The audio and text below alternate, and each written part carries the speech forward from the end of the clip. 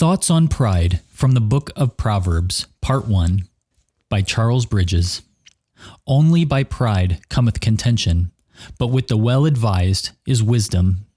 Proverbs chapter 13, verse 10. Most accurately is contention here traced to its proper source. He that is of a proud heart stirreth up strife. Proverbs chapter 28, verse 25. All the crudeness of the day and all the novelties of doctrine producing contention, 1 Timothy chapter 1 verse 4 and 2 Timothy chapter 2 verse 23, originate in the proud swelling of the fleshly mind. Colossians chapter 2 verse 18 and 1 Timothy chapter 6 verse 3 and 4.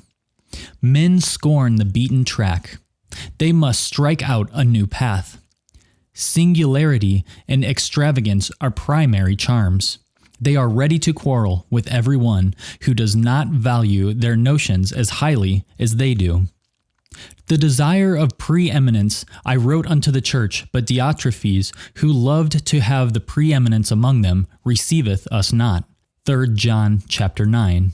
Revolt from authority, Numbers chapter 12, verse 2, or sound doctrine, 2 Timothy chapter 4, verse 3 and 4. Party spirit with the pride of knowledge and gifts, 1 Corinthians chapter 3, verse 3 and 4, with chapter 4 and 8.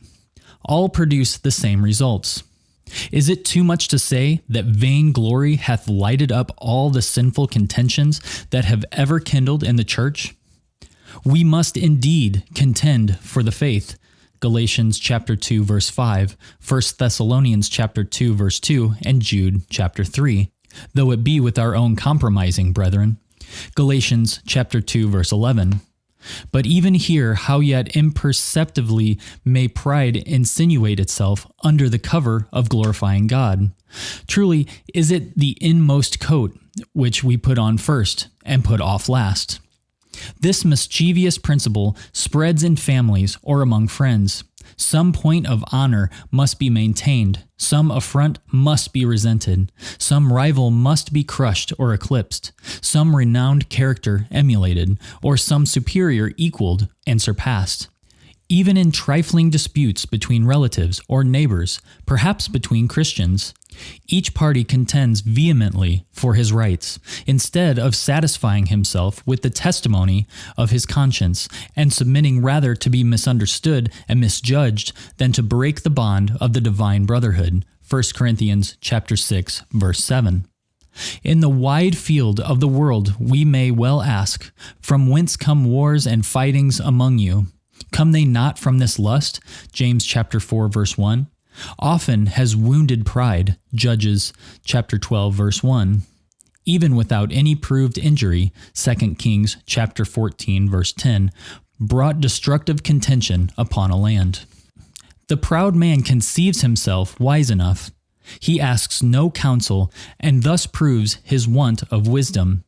But with the modest, well-advised, there is the wisdom that is from above, which is first pure, then peaceable. James chapter 3 verse 17 with verses 14 and 16.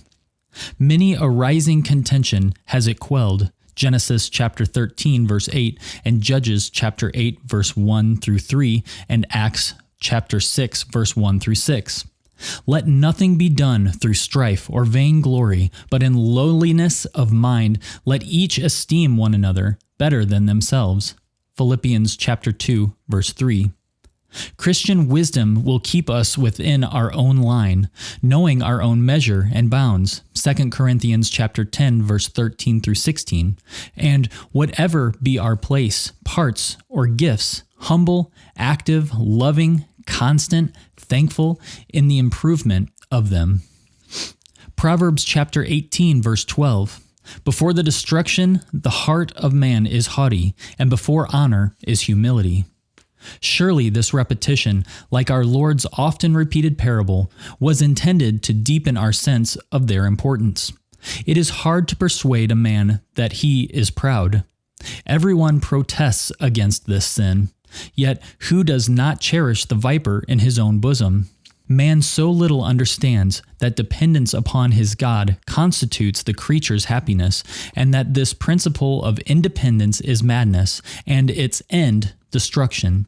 Genesis chapter 3, verse 5 and 6. The haughty walk on the brink of a fearful precipice.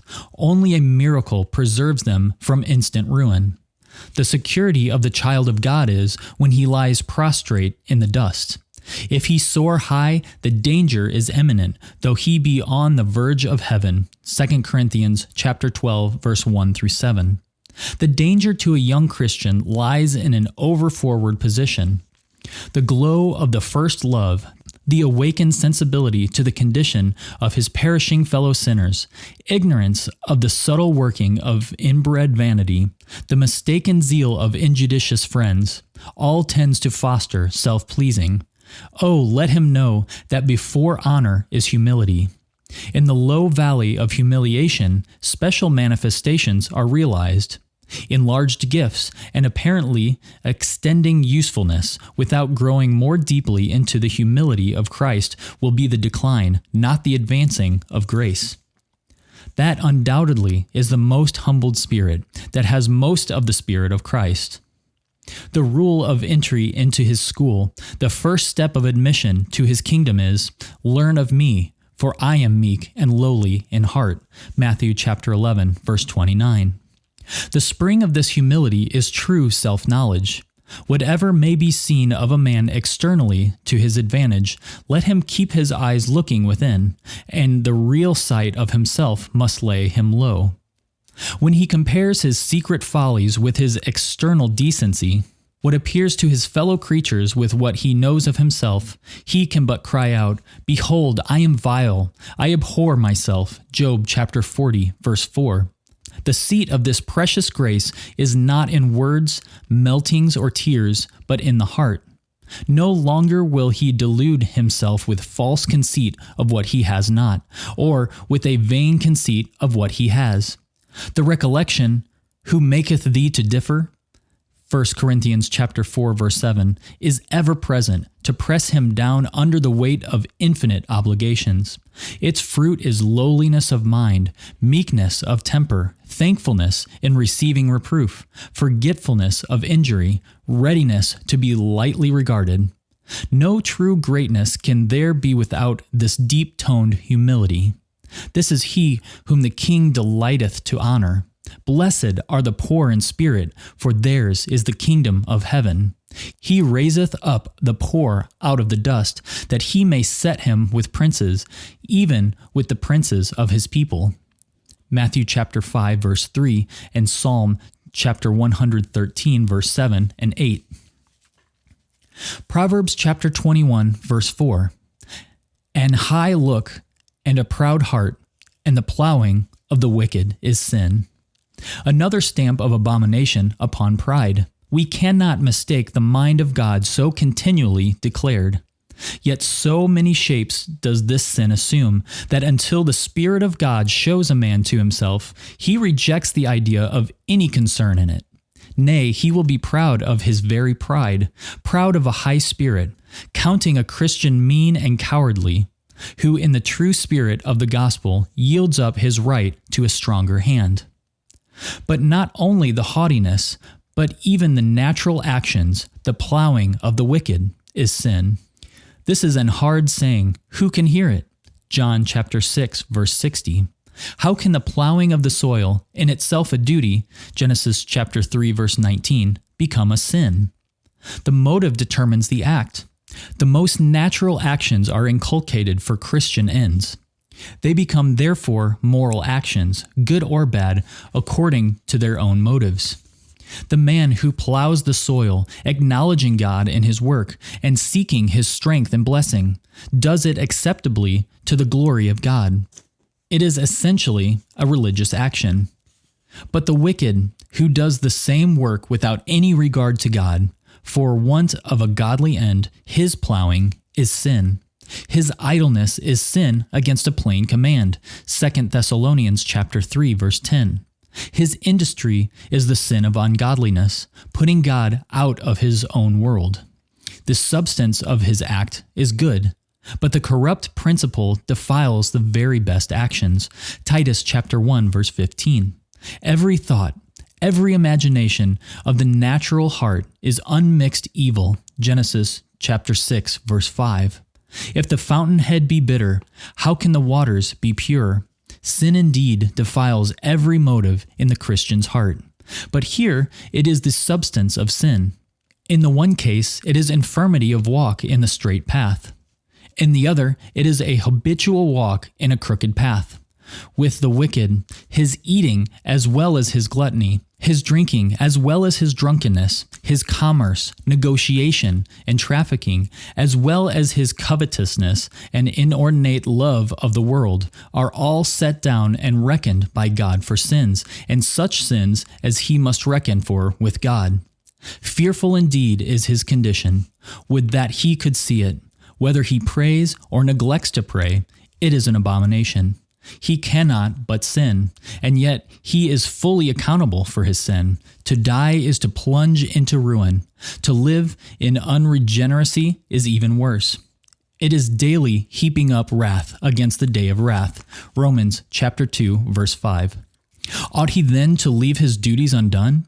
The impotency of man must not prejudice God's authority, nor diminish his duty. What then ought he to do? Let him learn the absolute necessity of the vital change. Ye must be born again. John chapter 3 verse 7. The leper taints everything that he touches, but let him seek to the great physician whose word is sovereign healing. Matthew chapter 8 verse 3. Whose divine blood cleanses from every spot. 1 John chapter 1 verse 7. His nature once cleansed, his works will be clean. His thoughts and principles, all will be for the glory of God, all acceptable to God. This concludes the reading of Thoughts on Pride from the Book of Proverbs, Part 1, by Charles Bridges. If you enjoyed this video, please hit the like button so that videos like these can spread to more people. Also consider subscribing to our channel so that you can easily find more readings of old Puritan sermons. Thank you so much for following along, and we'll catch you in the next video.